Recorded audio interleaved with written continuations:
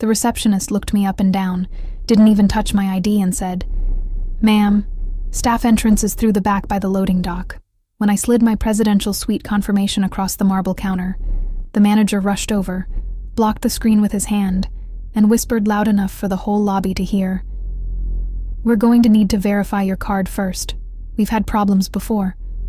The woman in the lounge chair 3 feet away set her champagne down, laughed, and announced to her husband, "Well, I guess anyone can pretend to be somebody these days." Every single person in that lobby heard it. Not one of them blinked. They looked at me and saw someone who didn't belong. They had no idea that in 48 hours I'd be the one deciding if they still belonged. My name is Nadine Ross. I've inspected over 200 luxury properties across 4 continents for the world's largest hospitality group. And the very first thing I evaluate, before the sheets, before the service, before the sommelier, is what happens when someone who looks like me walks through the front door. Let me take you back to 6 hours before that lobby scene. That morning, I landed at Charleston International Airport on a red-eye from Geneva. The corporate office had briefed me 2 weeks prior. The Meridian Grand, a 5-star flagship on the South Carolina coast, had been slipping. Guest satisfaction scores declining for 3 consecutive quarters. 2 formal discrimination complaints buried by local management. The regional VP wanted answers, so they sent me. I do this job a specific way. I never announce myself. I book under a clean name. I arrive like any guest. Rolling suitcase, blazer, reservation confirmation on my phone. No entourage, no corporate badge, just me. Because the only way to know how a hotel truly operates is to see how they treat someone when they think nobody important is watching. The car dropped me off at the front entrance just after 2 in the afternoon. The Meridian Grand looked immaculate from outside. White columns, manicured hedges, a doorman in a pressed navy coat. I remember thinking, so far, so good. The doorman opened the glass door. He smiled. That was the last genuine smile I would receive for the next several hours. I stepped into the lobby and something shifted. It was subtle, the kind of thing most people wouldn't catch. But I've been doing this for 14 years. I catch everything. The concierge at the side desk glanced at me, then glanced at the receptionist. A micro-expression. Eyebrows up for half a second. The bellhop who had been walking toward me to take my bag changed direction mid-step, as if someone had pulled an invisible leash. He went to help a white couple who had arrived after me. I walked to the front desk alone, rolling my own luggage. I thought about my grandmother for a moment, how she used to say, "Baby, some doors you gotta open twice. Once with your hand, once with your spine." I pushed that thought aside. Not yet. Focus, observe, document. 2B. The first attack. The receptionist's name tag read Caitlin, mid-20s, blonde ponytail, French manicure. She was typing something when I approached. I stood there for 11 seconds before she acknowledged me. I counted. 11 seconds is a long time when you're standing 3 feet from someone whose entire job is to greet you. "Can I help you?" she said, without the "Welcome to the Meridian Grand" that I had heard her say to the couple before me. "Checking in. Reservation under Ross." She typed, frowned, typed again. Then she looked up at me with the expression I have seen more times than I can count. The polite confusion of someone who has already decided you don't belong. "Ma'am, are you sure you're at the right property? Because what I'm seeing here is a presidential suite reservation, and I want to make sure there hasn't been a booking error." "There's no error. That's my reservation." She stared at me for a beat too long, then picked up the phone. "Let me get my manager." The manager appeared in under 90 seconds. His name was Gerald Ashton. Late 40s, silver tie, the kind of tan you get from a golf course. He positioned himself between me and the desk, as if he were handling a situation rather than welcoming a guest. "Ma'am, I apologize for the inconvenience, but we do need to run your card before we can proceed with check-in. We've had some issues in the past with fraudulent bookings for our premium suites. Standard procedure." It was not standard procedure. I have checked into over 200 luxury hotels. Not once. Not at the Ritz in Paris. Not at the Peninsula in Tokyo. Not at Claridge's in London. Has anyone asked me to verify my card before handing me a room key? But I said nothing. I handed him my card. He examined it, front and back, as if checking for counterfeits. Then he swiped it. It went through instantly. Of course it did. He didn't apologize. He just nodded and said, "We'll have someone bring your luggage up shortly." No one offered to escort me. No welcome drink. No tour of the amenities. Just a key card slid across the counter like a transaction at a gas station. 2C. The escalation. I was crossing the lobby toward the elevator when I heard it. A woman's voice, sharp, nasal, dripping with the confidence of someone who has never been questioned in her life. "Oh my God, did you see that?" I didn't turn around, but I slowed down. The voice belonged to a woman seated in the lobby lounge. Blonde highlights, cream-colored blazer, a Hermes scarf knotted just so. She was leaning toward her husband, a red-faced man in a polo shirt, and making no effort whatsoever to lower her voice. They actually gave her a room. I mean, what is happening to this place? Last time we were here, it was a certain clientele, you know? Her husband chuckled nervously. "Keep your voice down, Diane." "Why? I'm just saying what everyone's thinking." The bellhop standing near the elevator heard every word. He looked at the floor. The concierge at the desk suddenly became very interested in his computer screen. Nobody said a word. I stepped into the elevator. The doors closed, and I stood there in the silence, holding my keycard, and I felt that familiar heat behind my eyes. Not sadness. Something older than sadness. The exhaustion of walking into a beautiful building and immediately being treated like a stain on the marble. I got to the presidential suite. It was stunning. Floor-to-ceiling windows overlooking the harbor, fresh orchids on the table, a handwritten welcome card that read, "Dear valued guest, valued guest." The irony sat in my chest like a stone. 30 minutes later, I went down to the hotel restaurant for a late lunch. The hostess seated me at a small table near the kitchen door, the worst table in the room. Every other available table was by the windows. I asked to be moved. She said, "I'm sorry, those are reserved." They were not reserved. 3 of them remained empty for the entire duration of my meal. Diane was there too, 2 tables away, now with a glass of white wine. She saw me, leaned toward the woman next to her, a new companion, and whispered something behind her hand. They both looked at me and laughed, not even trying to hide it. Then Diane said, loud enough for the tables around her to hear, "I'm going to talk to Gerald about this. This is not the Meridian I'm used to." The waiter came to my table. He was polite, barely, took my order without making eye contact. When the food arrived, he set the plate down slightly too hard. Water from my glass splashed onto the tablecloth. He didn't apologize, didn't offer to replace it. I ate in silence. Every bite tasted like nothing. 2D, the maximum humiliation. I was signing the check when Gerald Ashton appeared at my table. He wasn't smiling. "Ms. Ross, I'm sorry to bother you, but we've received a concern from one of our long-term guests regarding comfort levels in the dining area. I want to make sure everyone feels welcome here, so I was wondering if perhaps you might prefer to take your future meals through room service. We can arrange a lovely in-suite dining experience. Complimentary, of course." He said it gently. He said it with a smile. But what he was really saying was, "You are making the white guests uncomfortable by eating in the same room. Please disappear." The restaurant went quiet. Not silent, but that specific kind of quiet where people are pretending not to listen while absorbing every word. Forks paused mid-air. Conversations dropped to murmurs. Diane was watching from her table with a satisfied smile. She lifted her wine glass slightly as if toasting. I looked at Gerald. I looked at the empty tables by the window that were never offered to me. I looked at the waiter who wouldn't meet my eyes. I looked at the bellhop who had redirected himself away from my luggage 6 hours ago.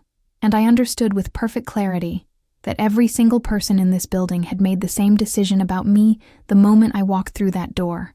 I folded my napkin. I placed it on the table, and I said, "I'll consider that."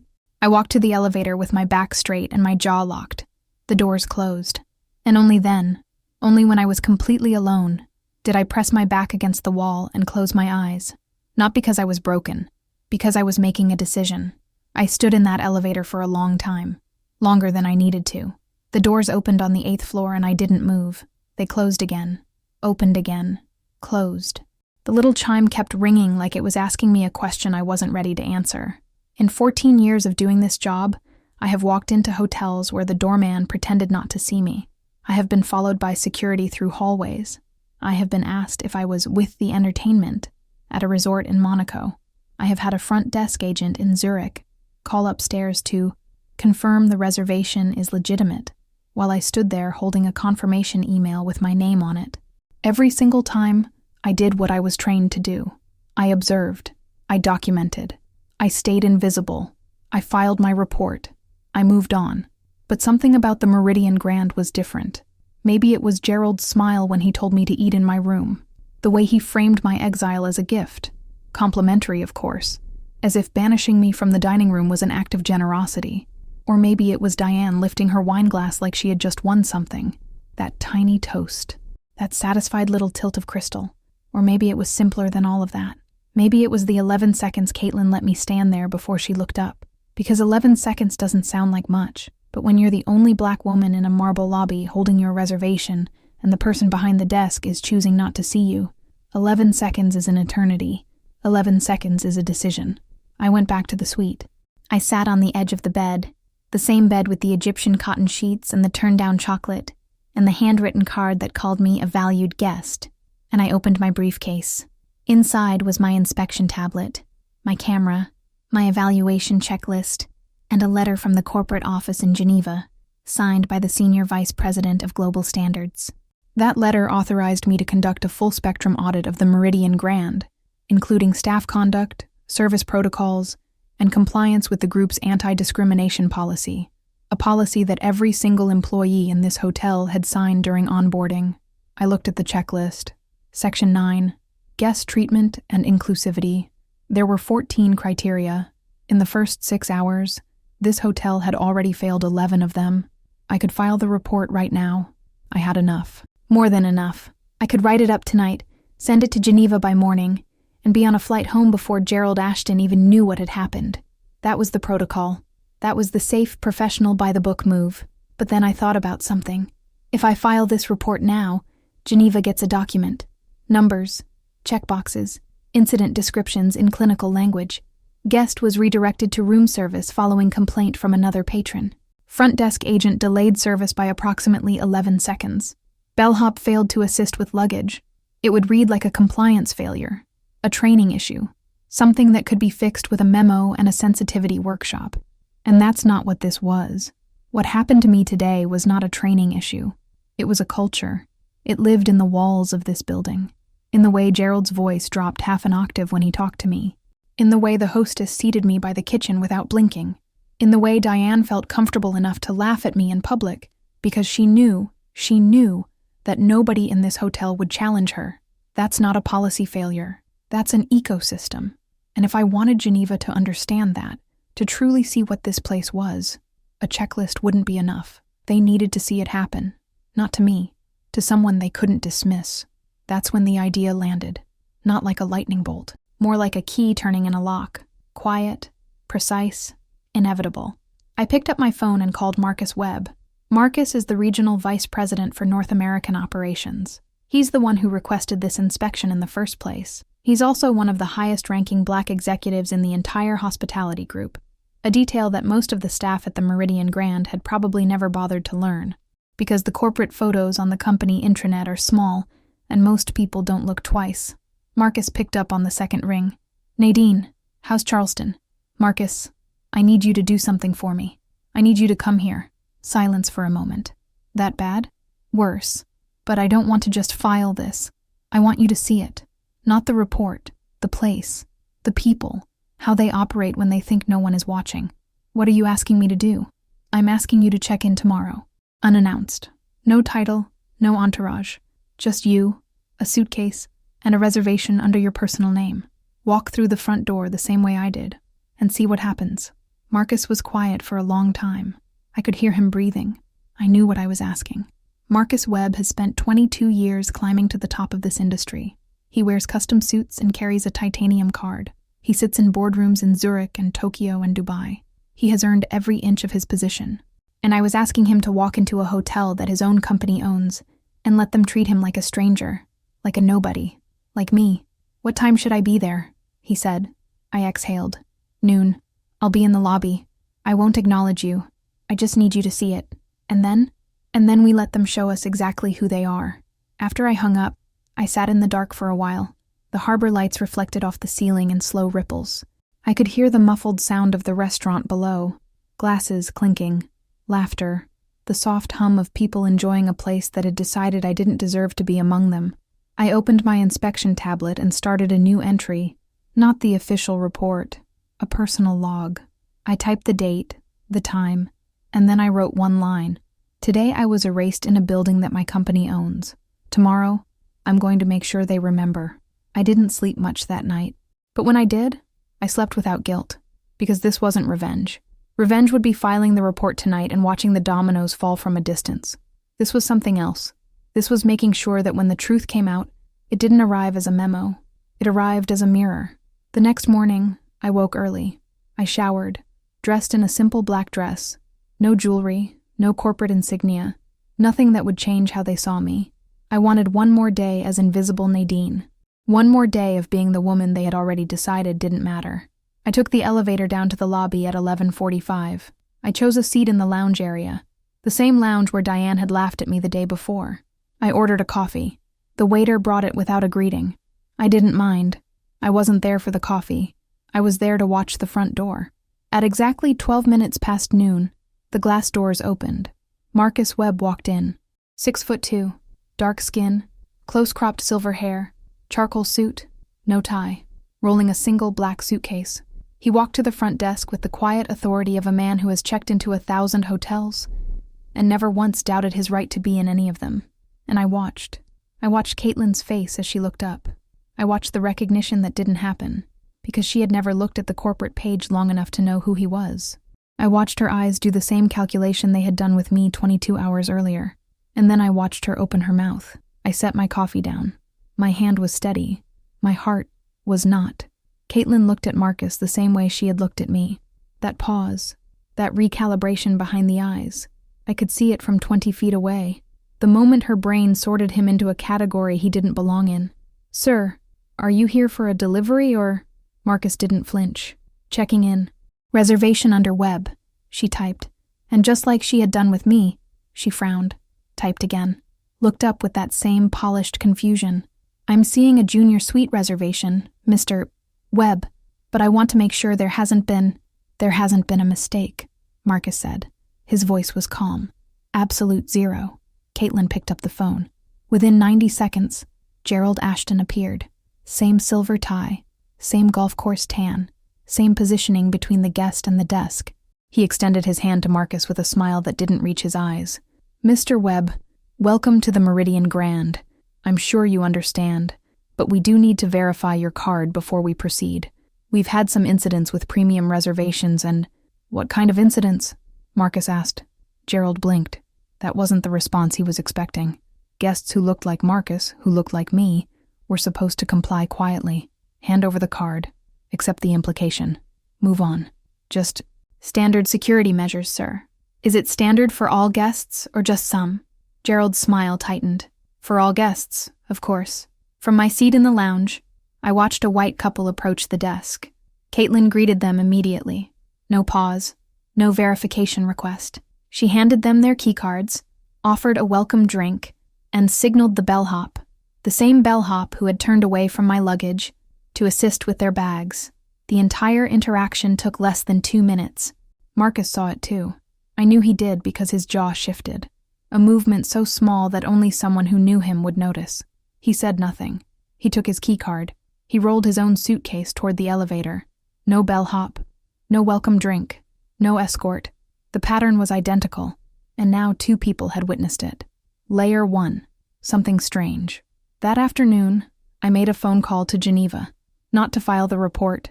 Not yet. I called Ingrid Sørensen, the Senior Vice President of Global Standards, the woman whose signature was on the letter in my briefcase. I told her what I had observed. I told her Marcus was on site, and I told her what I wanted to do. "You want to call a full staff assembly?" Ingrid said.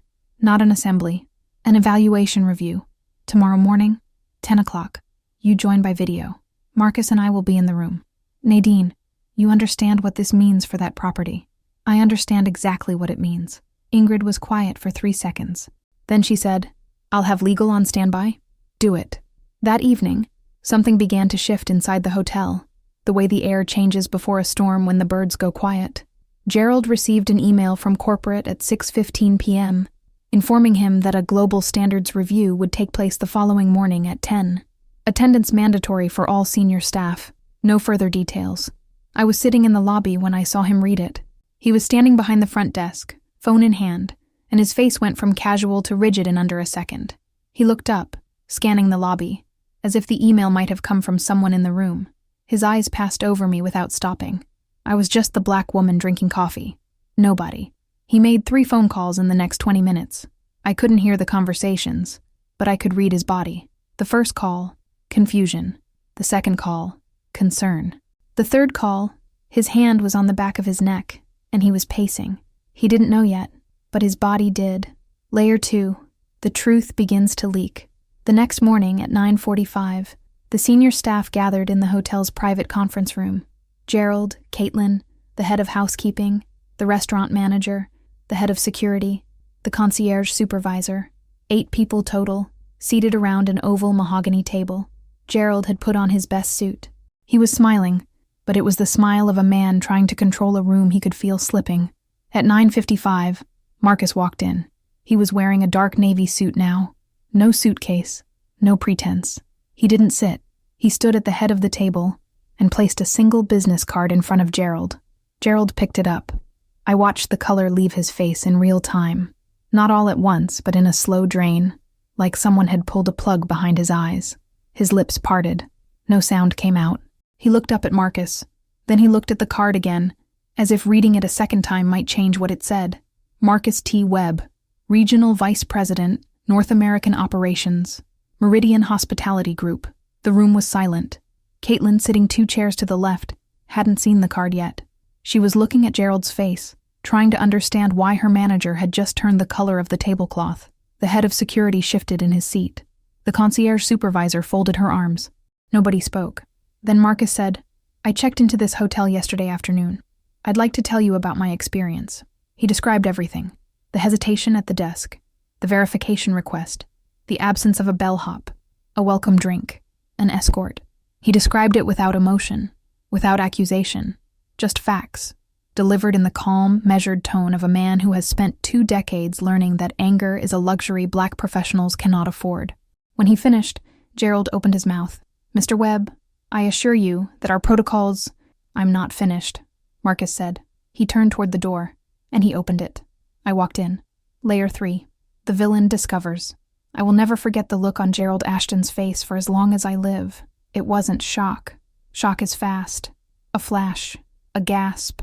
A hand to the chest. This was slower. This was recognition assembling itself piece by piece, like a puzzle he didn't want to complete. First, confusion. Why is the woman from the lobby in this meeting? Then, connection. His eyes moved from me to Marcus, from Marcus to the business card, from the business card back to me. Then, understanding. And with understanding, terror. I sat down across from him. I placed my inspection tablet on the table.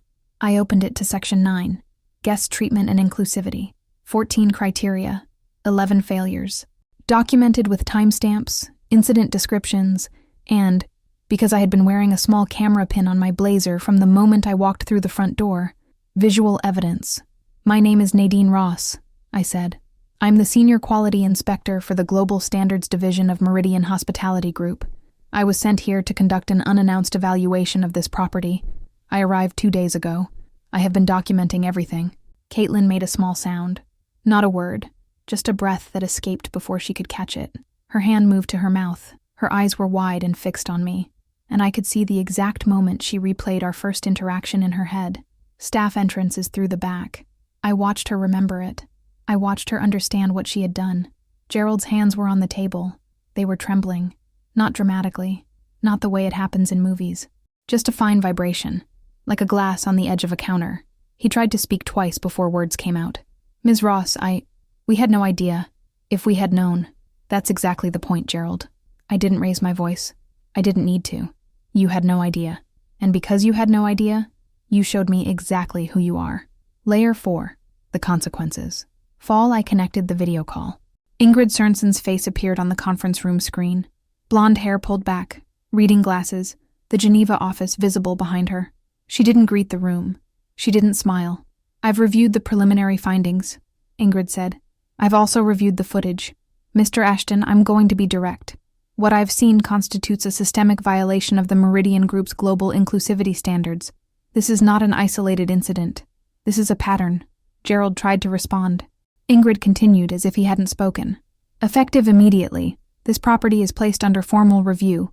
A full external audit team will arrive within 72 hours. All senior management decisions are suspended pending the outcome. Mr. Ashton, You and your front desk supervisor are relieved of operational duties as of this moment. Human Resources and Legal will contact you before end of day." Caitlin started crying. Silently, tears running down her face, hands in her lap, staring at the table. Gerald sat motionless, his mouth slightly open, his silver tie suddenly looking like a costume from a play that had just been canceled. The head of security stood up and quietly left the room. The concierge supervisor hadn't moved. The restaurant manager, the one who had seated me by the kitchen door, was staring at his own hands as if they belonged to someone else. The dominoes didn't fall all at once. They fell in sequence, and every person in that room could hear each one hit the next. The conference room emptied slowly, not the way rooms empty after a normal meeting. People gathering folders, making small talk, drifting toward the door. This was different. This was the silence of people carrying something heavy. The head of housekeeping left first, eyes down, clutching her notebook to her chest like a shield. The restaurant manager followed, his face blank, his steps careful, as if the floor had become unreliable. Caitlin remained seated, tears still falling, until Gerald touched her shoulder and they both walked out together, him guiding her with a hand on her back, both of them looking 10 years older than they had looked an hour ago. Marcus closed the laptop. Ingrid's face disappeared from the screen. The room was empty now, except for the two of us. "You okay?" he asked. I thought about the question. I thought about the elevator where I had pressed my back against the wall and closed my eyes. I thought about the 11 seconds at the front desk. I thought about the table by the kitchen door, and the waiter who set my plate down too hard, and Diane's champagne toast, and Gerald's soft voice telling me to please disappear into my room so the real guests could eat in peace. "I'm okay," I said. And I meant it. Not because none of it hurt. It all hurt. Every second of it. But I was okay, because I had done something with the hurt instead of swallowing it. I had turned it into evidence, into testimony, into a mirror that an entire organization would now be forced to look into. Marcus left that afternoon. He shook my hand in the lobby, a firm, deliberate handshake, the kind that says more than words, and told me the full audit team would arrive from Geneva by Thursday. He also told me something I didn't expect. "Nadine, I need you to know, when you called me and asked me to come here, to walk through that door like a regular guest, that was the hardest thing anyone has asked me to do in a long time." He paused. "And the most important." I nodded. I understood. Because asking a man who has spent 22 years building his authority to temporarily surrender it, to let strangers reduce him to a suspicion, is not a small thing. It costs something. And Marcus paid it because he knew, the same way I knew, that some truths can only be proven by living through them. After he left, I went back to my suite. I sat at the desk by the window overlooking the harbor, and I began writing my report, not the checklist, not the clinical language of compliance failures and protocol deviations, the real report, the one that would land on the desks of the global board, the one that would explain not just what happened, but what it felt like, how the architecture of exclusion in that hotel was not a series of mistakes, but a machine, well-oiled, perfectly calibrated, operated by people who didn't even know they were pulling the levers. I wrote for 4 hours. I described the doorman's smile that stopped at me, Caitlin's 11 seconds, Gerald's gentle exile, the empty window tables I was never offered, Diane's toast, the bellhop's invisible leash. I described how every single one of these moments taken alone could be explained away. A busy receptionist, a cautious manager, a seating chart error. Taken alone, each one was deniable, but taken together, they formed a sentence.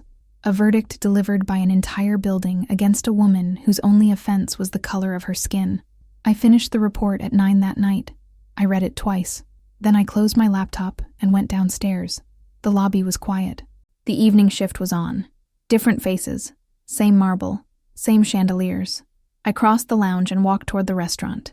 The hostess, a different one from the day before, greeted me at the entrance. "Good evening, ma'am. Table for one?" "By the window, please," I said. She didn't hesitate. She walked me to a table overlooking the garden, pulled out my chair, and handed me a menu with a smile that was small and genuine, and didn't cost her anything to give. I sat down. I ordered a glass of wine and the grilled sea bass. The waiter made eye contact. He said, "Excellent choice." He meant it or he didn't. It didn't matter. What mattered was that the basic machinery of human decency was functioning, that it had always been possible, that it only failed when people decided it should. I was halfway through my meal when I heard a voice behind me. "Excuse me." I turned. It was a young woman, mid-20s, dark hair, wearing the hotel's housekeeping uniform. She was standing a few feet from my table, hands clasped in front of her, looking nervous. "I'm sorry to bother you," she said. "I know you're eating, but I heard what happened, what they did to you, and I just wanted to say—" She stopped, swallowed. "I've worked here for 3 years. I've seen them do it before, to other people, and I never said anything because I was scared I'd lose my job. But what you did today, I just wanted to say thank you, because somebody needed to." I looked at her for a long moment. She was trembling slightly, not from cold, from the courage it had taken to walk across that restaurant and say those words to a stranger. "What's your name?" I asked. "Amara. Amara, can I ask you something?" She nodded. "When the audit team arrives on Thursday, they're going to interview staff, every department. Would you be willing to speak honestly about what you've seen here?" She didn't answer right away. I watched the fear cross her face. Real fear. The kind that comes from knowing that honesty has a price, and that the bill usually comes for people like her, people like us. Then she straightened her shoulders. "Yes, ma'am, I will." I reached across the table and held her hand for exactly 3 seconds. I didn't say anything else. I didn't need to. She walked back toward the kitchen, and I watched her go, and I thought, that's how it starts. Not with a speech, not with a protest. With one person deciding that their silence costs more than their fear. I finished my dinner. I signed the check. I left a 40% tip, not for the service, but for the seat by the window that I should have had from the beginning. The next morning, I checked out of the Meridian Grand. Caitlin was not at the front desk. Gerald was not in the lobby. A temporary manager, a woman named Sharon, flown in from the Atlanta property, processed my checkout with professional warmth and a genuine apology that I could tell came from someone who understood the weight of what she was apologizing for. "Ms. Ross, on behalf of the Meridian Group, I want you to know that what happened here does not represent who we are, or who we intend to be." I looked at her. "I appreciate that, Sharon, but I'd encourage you to ask yourself, if I hadn't been an inspector, would anyone have said those words to me? Would anyone have even noticed?" She held my gaze. She didn't answer, but I saw the question land. And sometimes, that's enough. You don't need people to answer the question. You need them to carry it with them. I stepped outside into the Charleston morning. The air was warm, thick with salt and jasmine. The doorman, the same one from 2 days ago, opened the car door for me. This time, he didn't just smile. He held my suitcase and said, "Safe travels, Ms. Ross." I settled into the back seat. The car pulled away from the white columns and the manicured hedges, and I watched the Meridian Grand shrink in the rear window. It still looked beautiful from the outside, but I knew what it was now. And more importantly, they knew I knew. 3 weeks later, the Global Board reviewed my report along with the findings of the full audit. The Meridian Grand was placed on 12-month probation. Gerald Ashton was terminated. Caitlin was suspended and required to complete a comprehensive training program before reassignment to a different property.